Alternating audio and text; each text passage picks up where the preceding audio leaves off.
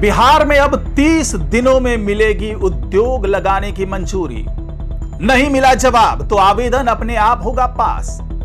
सम्राट चौधरी का बड़ा ऐलान। कल्पना कीजिए, आपने बिहार में करोड़ों रुपए का उद्योग लगाने का फैसला किया, जमीन खरीद ली, निवेश की तैयारी कर ली, लेकिन आपकी फाइल महीनों तक सरकारी दफ्तरों में घूमती रही। न कोई मंजूरी, न कोई जवाब, न कोई समय सीमा, और आखिरकार निवेशक ने अपना प्रोजेक्ट किसी दूसरे राज्य में ले जाने का फैसला कर लिया। यही वो समस्या थी जिसकी शिकायत उद्योगपति और निवेशक वर्षों से करते रहे हैं। लेकिन अब बिहार सरकार ने ऐसा फैसला लिया है जो राज्य के औद्योगिक भविष्य को बदल सकता है। मुख्यमंत्री सम्राट चौधरी ने एक बड़ा ऐलान किया है। अब बिहार में उद्योग लगाने के लिए जो जरूरी मंजूरियां हैं वो अधिकतम 30 दिनों के भीतर देनी होगी, और अगर संबंधित विभाग 30 दिनों के भीतर कोई फैसला नहीं लेता है तो आवेदन को स्वतः मंजूर माना जाएगा। जी हां, आपने बिल्कुल सही सुना।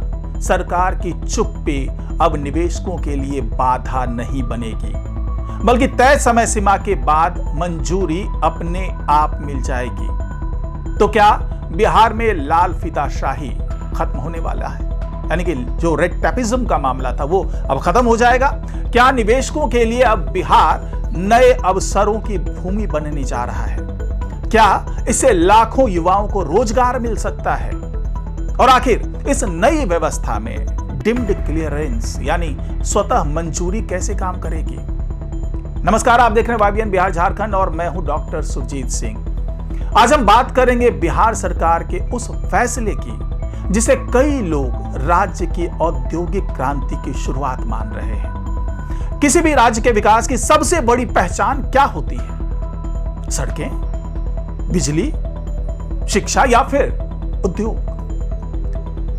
विशेषज्ञों का मानना है कि उद्योग किसी भी राज्य की अर्थव्यवस्था की रीढ़ होती है। जहां उद्योग आते हैं वहां रोजगार आता है, व्यापार बढ़ता है, स्थानीय बाजार मजबूत होते हैं और सरकारी राजस्व भी बढ़ता है। लेकिन इसके लिए जरूरी है कि निवेशकों को आसान और भरोसेमंद माहौल मिले।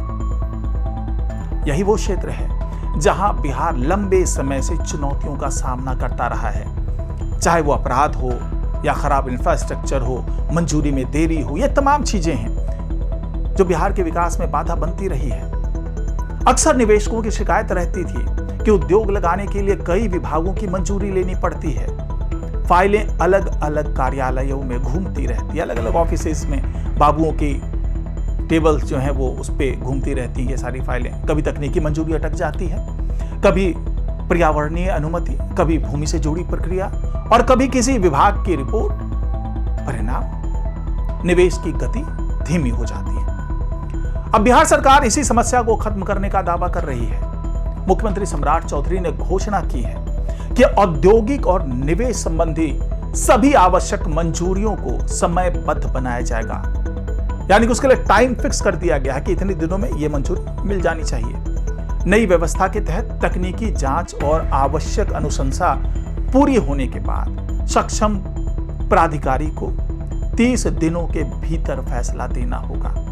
सबसे महत्वपूर्ण बात यह है कि यह सिर्फ एक प्रशासनिक सलाह नहीं होगी। सरकार ने स्पष्ट किया है कि 30 दिनों की समय सीमा कानूनी रूप से बाध्यकारी होगी। यानी अधिकारी चाहकर भी फाइल को अनिश्चित समय तक लंबित नहीं रख पाएंगे।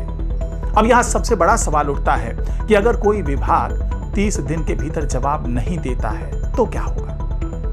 यहीं पर आता है इस नीति का सबसे चर्चित हिस्सा, डिम्ड क्लियरेंस यानी स्वतः मंजूरी। सरकार के अनुसार अगर कोई विभाग निर्धारित समय सीमा में निर्णय नहीं लेता है तो आवेदन स्वतः स्वीकृत माना जाएगा और यह मंजूरी राज्य निवेश प्रोत्साहन बोर्ड यानी कि SIPB सचिवालय की ओर से जारी की जाएगी। यानी निवेशक को यह नहीं कहा जाएगा कि फाइल अभी प्रक्रिया में है या अभी कुछ और समय लगेगा। इस तरह के बहाने अब नहीं चलेंगे।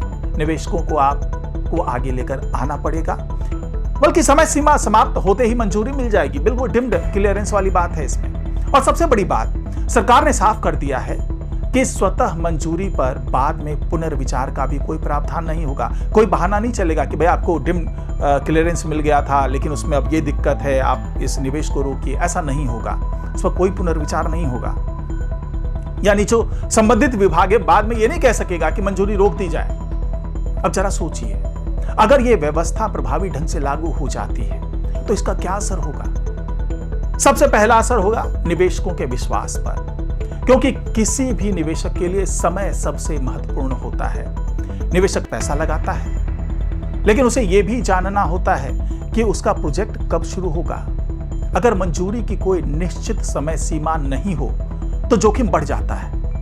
नई व्यवस्था निवेशकों को यह भरोसा दिलाने की कोशिश कर रही है कि बिहार में अब फाइलें वर्षों तक धूल नहीं खाएंगी। और यही कारण है कि इस फैसले को उद्योग जगत के लिए बड़ा संदेश माना जा रहा है। सरकार का दावा है कि इस कदम से बड़े पैमाने पर रोजगार के अवसर पैदा होंगे। बिहार के लाखों युवाओं को राज्य के भीतर ही रोजगार मिल सकेगा, क्योंकि जब नए उद्योग लगेंगे तो फैक्ट्रियां बनेंगी, कारखाने खुलेंगे, लॉजिस्टिक्स नेटवर्क विकसित होगा और हजारों प्रत्यक्ष और लाखों अप्रत्यक्ष रोजगार पैदा होंगे। और जो एक लक्ष्य लेकर के चल रहे हैं 1 करोड़ नौकरी 5 साल में देने का, वो लक्ष्य भी पूरा होता हुआ नजर आएगा। तो ये बड़ी योजना है जो सरकार अब आगे लेकर के आ रही है। आज बिहार के सामने सबसे बड़ी चुनौतियों में से एक है रोजगार। हर साल बड़ी संख्या में युवा नौकरी की तलाश में दूसरे राज्यों का रुख करते हैं। दिल्ली, मुंबई, गुजरात, पंजाब, हरियाणा और दक्षिण भारत के कई राज्यों में बड़ी संख्या में बिहारी युवा काम करते हैं, यानी कि उनका पलायन होता है। अगर बिहार में बड़े पैमाने पर उद्योग स्थापित होते हैं तो ये पलायन कम करने की दिशा में भी महत्वपूर्ण कदम हो सकता है। इस पूरी व्यवस्था में एक और महत्वपूर्ण बदलाव किया गया है। बिहार औद्योगिक निवेश प्रोत्साहन अधिनियम 2016 के तहत SIPB सचिवालय को सिंगल नोडल एजेंसी का दर्जा दिया गया है। जहां ये एजेंसी जो सचिवालय है वो सिंगल नोडल एजेंसी होगा। इसका मतलब क्या है? इसका मतलब ये है कि निवेशकों को अलग अलग विभागों के चक्कर लगाने की आवश्यकता कम होगी। एक केंद्रीय व्यवस्था के माध्यम से विभिन्न प्रक्रियाओं का समन्वय किया जाएगा। सरकार का मानना है कि इससे पारदर्शिता बढ़ेगी, जवाबदेही तय होगी और निवेश प्रक्रिया पहले की तुलना में कहीं अधिक जो है वो सरल हो जाएगी, ज्यादा इजी हो जाएगी। मुख्यमंत्री कार्यालय की ओर से जारी बयान में कहा गया है कि उद्योग स्थापना की प्रक्रिया को पहले से कहीं ज्यादा आसान और सुविधाजनक बनाया जा रहा है। यानी कि हर तरीके से निवेश को प्रोत्साहन देना है, उसको बढ़ावा देना है और यही कोशिश सरकार कर रही है। सरकार प्रशासनिक जटिलताओं को कम करना चाहती है, अनावश्यक देरी को समाप्त करना चाहती है और निवेशकों को सकारात्मक माहौल देना चाहती है। लेकिन अब सवाल यह है कि क्या सिर्फ नियम बना देने से स्थिति बदल जाएगी? विशेषज्ञों का कहना है कि नीति बनाना पहला कदम है, लेकिन असली चुनौती उसका क्रियान्वयन है। क्योंकि अगर जो विभागों के बीच समन्वय मजबूत नहीं हुआ, अगर जो ये डिजिटल ट्रैकिंग सिस्टम है वो प्रभावी नहीं हुआ और अगर जवाबदेही तय नहीं हुई तो समय सीमा का पालन करना कठिन हो सकता है। ये तमाम चीजें हैं जिसको सरकार ध्यान में रख करके ये पूरी योजना तैयार कर रही है और इस पे आगे बढ़ने की जो है वो तमाम तैयारियां हो गई। हालांकि सरकार का दावा है कि इस बार व्यवस्था को कानूनी आधार दिया जा रहा है और यहीं से इसे पहले की व्यवस्थाओं से अलग जो है इस पूरी व्यवस्था को बना रहा है। राजनीतिक दृष्टि से भी यह फैसला बेहद महत्वपूर्ण माना जा रहा है, क्योंकि बिहार में लंबे समय से जो उद्योगों को आकर्षित करने की कोशिश कर रहा है, ऐसे में निवेशकों को स्पष्ट संकेत देना है कि आपकी फाइल 30 दिन से ज्यादा नहीं रुकेगी। एक बड़ा संकेत है। अगर आने वाले वर्षों में इस नीति के कारण बड़े निवेश आते हैं, बड़ी फैक्ट्रीज लगती हैं, उद्योग लगते हैं, नई औद्योगिक इकाइयां स्थापित होती है और रोजगार के अवसर बढ़ते हैं, तो ये बिहार की अर्थव्यवस्था के लिए गेम चेंजर साबित हो सकता है। हालांकि विपक्ष और कुछ विशेषज्ञ ये भी देखना चाहेंगे कि जमीन पर इसका प्रभाव कितना दिखाई देता है, क्योंकि घोषणाएं तो होती है, योजनाएं तो बनती है, लेकिन जमीन पर वो योजनाएं कितनी आ पाती है, ये बड़ी बात होती है। क्या वाकई विभाग 30 दिनों के भीतर फैसले लेने लगेंगे? क्या निवेशकों को वास्तविक राहत मिलेगी? क्या डिम्ड क्लियरेंस की व्यवस्था प्रभावी साबित होगी? इन सवालों के जवाब आने वाला समय देगा।